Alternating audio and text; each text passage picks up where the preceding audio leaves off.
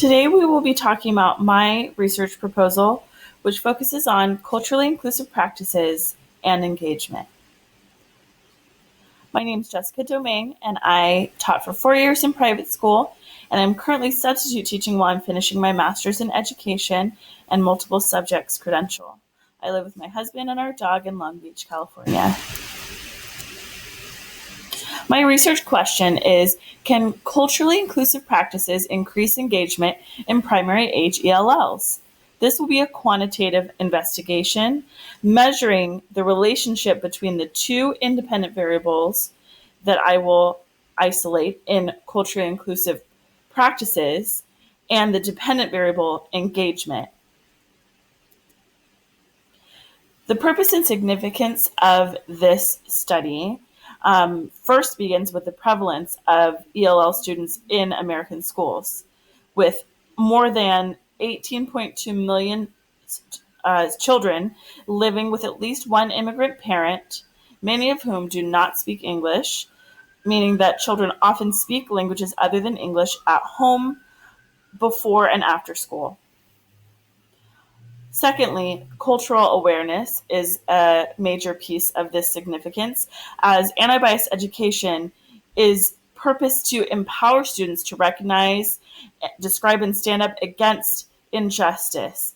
This is something that we first teach by modeling as teachers and educators and leaders in the community, but we also want to pass these principles down to the students, empowering them to be agents in this work. Thirdly, efficacy. Bias plays a role in the determination of who acquires positions of power, and it's necessary for us to self-reflect and analyze as teachers to make sure that equitable opportunity is given to all students. Again, this will increase our efficacy and do the work that is necessary to empower our students.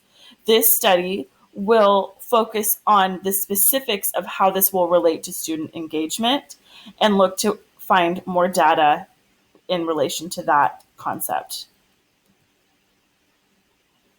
For research and resources, the 4 websites that I would like to highlight, or resources that I would like to highlight, are first tolerance.org, talking a lot about anti-bias curriculum resources. First, looking at our curriculum as teachers is a huge element by saying what is happening inside the classroom, inside the actual instruction, not even the communication around it or even playground experiences, although absolutely that can affect a student's experience in education greatly, but just the foundational element of curriculum can make a significant difference according to these resources. And Tolerance is doing a great work in providing anti-bias curriculum resources for teachers to supplement what they're already doing.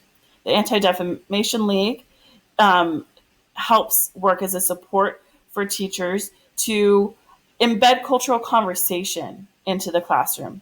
So with that curriculum being a foundational level, the conversation around that curriculum is also a vital aspect. And being able to broach difficult topics is a training that will be helpful for teachers along the way. And for training students to engage respectfully and critically in this dialogue. Teachingforchange.org talks about identity development as students from minority groups or English language learners specifically often feel that they are excluded or less than in educational environments. The research shows us that in what Teaching for Change has documented, as well as how this can affect a student's self-image and development culturally and in their personal identity. So gaining information on that and has been a foundational aspect to inform my curiosity and the development of this research study.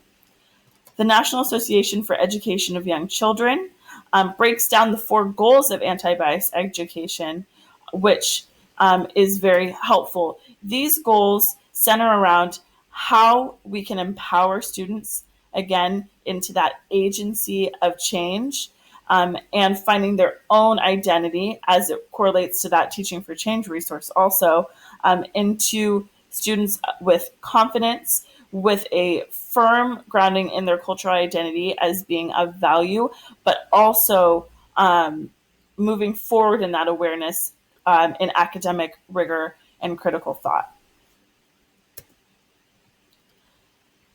Methodology. The first step in how this will happen, this research will be conducted, is to collaborate with faculty members. This also includes members of the community. What I mean to say is that it is important for this research to happen that the principal, that the administrators are on board with the study happening and are supportive, that the teachers in whom in whom their classrooms will be a part of the study, and the students and their parents are all on board with doing the work necessary to engage in the study and the openness and the transparency needed for the study to be effective. Secondly, an ANOVA approach will be used in the study. So what that means is, as I spoke in my around my research question, that culturally inclusive classrooms will work as the independent variables, and engagement will work as the dependent variable, and the relationship between those will be the framework for how the study is performed. And thirdly, collecting and analyzing data. So now that we have the approval and the support of faculty members, and we have a framework for how to perform the study, the next step is to collect and analyze the data. This will be done with a few tools, instruments, and techniques. Again, before the study, we need that collaboration element with the school and community members, including information like CELT and LPAC scores, and agreement forms, so that the study has an informed picture of the student groups, the student body, and the community environment in which the study is taking place. The independent variables, meaning culturally inclusive practices, will use 2 tools as instruments in the study. A self-assessment checklist for the teacher to use. This will be done at the beginning of the study, as well as continuous assessment throughout, monthly. The second tool will be UDL principles, meaning that students will be provided multiple means of expression and representation and engagement as part of their curriculum. That representation in particular, I want to highlight and say that their representation in the classroom with their education is reflective of the